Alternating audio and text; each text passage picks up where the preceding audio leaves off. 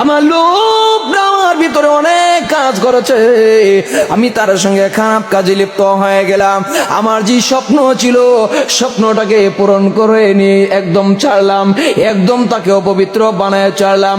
আমিও একদম অপবিত্র হয়ে গেলাম। ইয়া রাসূলুল্লাহ, ইয়া হাবিবাল্লাহ, আমি কবর থেকে বের হয়ে যখন আমি বাড়ির দিকে রওনা হলাম, ওই সময় আমার কলিজা একদম যেন ফেটে গিয়েছে, এমন একটা অবস্থা তৈরি হয়েছে। যুবতীরা কবর থেকে একদম বের হয়েছে, লাফ দিয়ে একদম কবরের উপরে দাঁড়ায় গিয়েছে। ওই যুবতীটা শুধুমাত্র তখন আমাকে বলে, যুবক তুমি শুনে রাখো, আমি দুনিয়াতে কারোর সঙ্গে কোন পুরুষের সঙ্গে বিবাহ বন্ধনে আবদ্ধ হই নাই।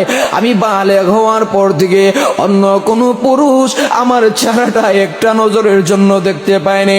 আমি কিন্তু বিবাহ বন্ধনে আবদ্ধ ছিলাম না, কোন পুরুষকে আমার চেহারাটাও দেখায়নি।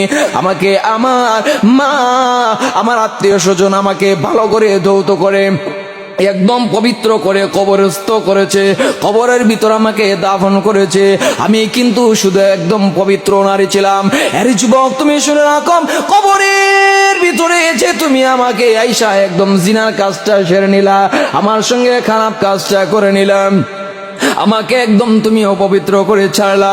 এখন কেউ আমাকে গোসল দিবে না, কেউ আমাকে ধৌত করবে না, কেউ আমাকে পরিষ্কার করবে না, কেউ আমাকে আইসা এখানে বুঝবেও না আমার সঙ্গে যে এই কাজ করা হয়েছে।